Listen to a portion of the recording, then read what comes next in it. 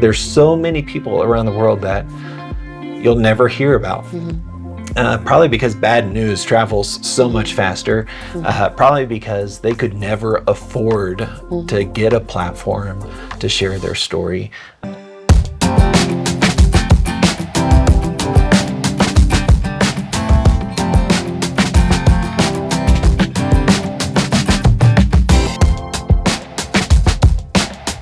Like you said, we moved to Florida in December. And God put people in our paths that we had no really reason to know of. And I think we left for Florida somewhere in that 40 to 50% funded range. Yeah, somewhere around there. And we were completely funded by March. I think it was February. February of the following year. And maybe March, but it was maybe like a 5-month process. And blown away. That we were not expecting that. And so, I mean, I remember the very last call that we got. We were in Georgia at your sister's house, and our church in South Florida, Cross Point Church, called us and said, "Hey, how much do you need again to finish out your fundraising?" And I told the number, and I just thought, like, there's no way. Like, this is the number. Like, well, you're done. Yeah. What? Oh, I just started sobbing. Yeah. They probably heard our exclamations from Georgia all the way in South Florida. But yeah, so many people, like, and that's just like the end of there's, you know, like, I don't want to forget the other people, like, oh my gosh, yeah. You know, like from Pastor Wayne, who's been in my life forever, to our church in Tennessee and all of our friends in Tennessee. It's incredible. It's just incredible. That we get to do what God's called us to do because people said yes behind us. You know, we said yes, and then they said yes. And so that's why we are glad to say their stories, or these stories that we're capturing are their stories to share, because they're just as much involved in this as we are.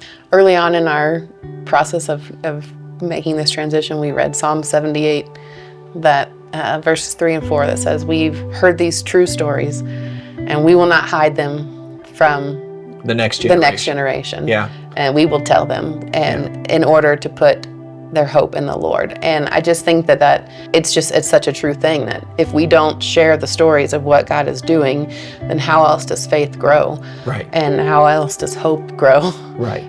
Because the Lord is doing so many really cool things. Yeah. And like you said, bad news tends to travel faster, but if we can remind ourselves, the Israelites reminded themselves all the time that the Lord is good, His steadfast love endures forever, and that He has a reason, He is our reason to hope and to keep going. And so sharing the stories of what God's doing and how He's doing it gives reason to hope and gives reason to believe and to know that the Lord is who He says He is, and that He's doing what He says He's going to do, and He's faithful. Yeah, it becomes a marker on the path that you can go back to. And it just makes me think, like, we've been talking in our family a lot about just watching the stories and trying to get more people to be able to see the stories. And Nora has really just taken it upon herself that she wants to advocate. And she's like, I'm going to watch these stories so that way more people, so the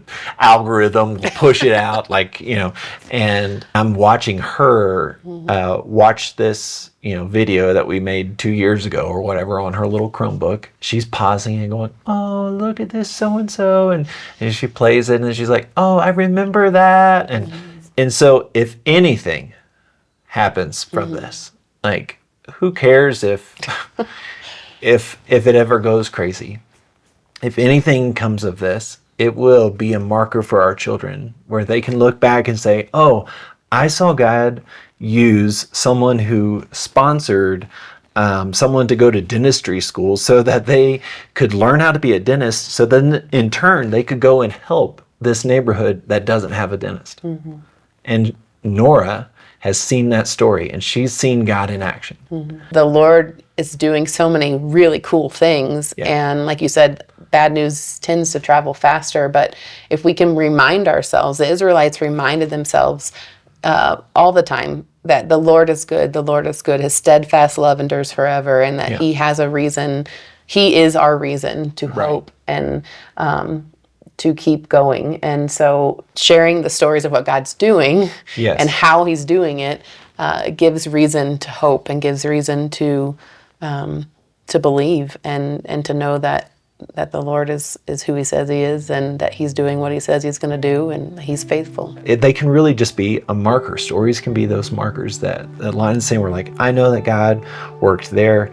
He can continue to work now in my present, and that's why we do what we do. What we do isn't easy. This life is not glamorous all the time. Mm-hmm. I don't want to ever pretend or put on a show that it is.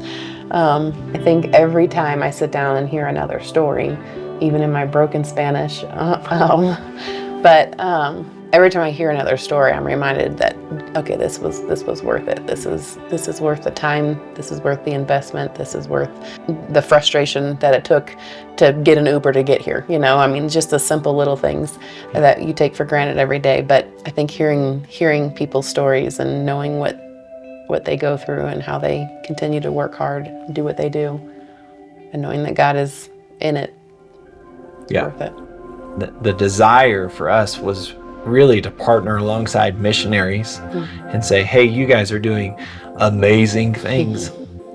We just want to help you share what God's doing. And that's really the heart of it. And the why allows us to say yes to some of those sacrifices.